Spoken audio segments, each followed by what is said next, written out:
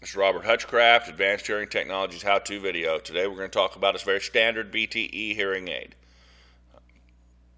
That's the body of the aid, has all the electronics components. This is the horn of the hearing aid, directs the sound down into the tube. And here's the tube. It connects into the mold. These are all detachable, different pieces, and they must be attached properly for this thing to work properly. The sound simply travels down the horn, through the tube, and out the mold. What we're going to talk about today is how to diagnose a hearing aid that's not working. You simply unscrew it. If you've got a good battery in it and it's an obstruction in either the horn or the tube, and you squeeze that in your hand like that, it's going to go wee, wee, wee, wee, wee, wee, and that means this: that device is working fine. There's nothing wrong with it if it squeals when you have it detached like this. It means your microphone, which you're looking at right there, is free of obstruction, and your speaker that we're pointing at there is also free of obstruction. And so if that thing squeals while that's detached, when you squeeze it in your hand like I did just a second ago, that means that the problem is not with this device right here. It should go wee, wee, wee, wee, wee, wee, wee, and when it does, you know that's working fine. So let's take a look at the other parts. The horn detaches, and again, it's just a tube. Sound travels down this horn, and if that's obstructed, sound ain't going to travel. And so if you want to clear that out, you can use a little filament, fishing string. Pipe cleaner won't work, it's too small, but you got to make sure that's clear. And so that sound runs through there unobstructed.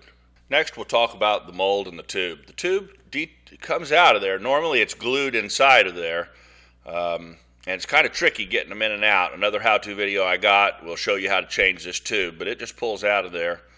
But again, you need to watch the video before you replace that. There's your mold. Mold's made by an impression of the ear, and it should be custom to your ear. Here's the vent. The vent's simply a port that goes from outside the mold to the inside of your ear, allows air to flow through.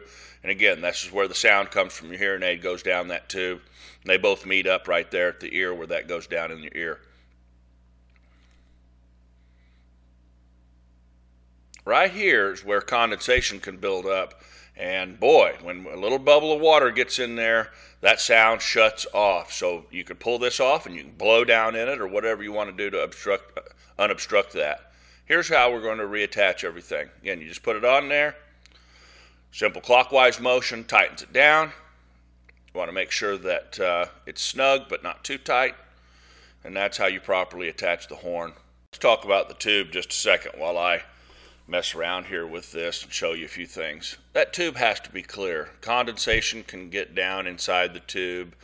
I can't tell you how many times I've seen the tube right there at the bottom as it goes into the mold have a little drop of condensation or something in it, and if that's happening, sound can't get out, and so you can blow down in there. I've seen people grab their just out of habit grab their mold and pull that tube off there and blow down in there, and then they attach that horn back on there and it works fine.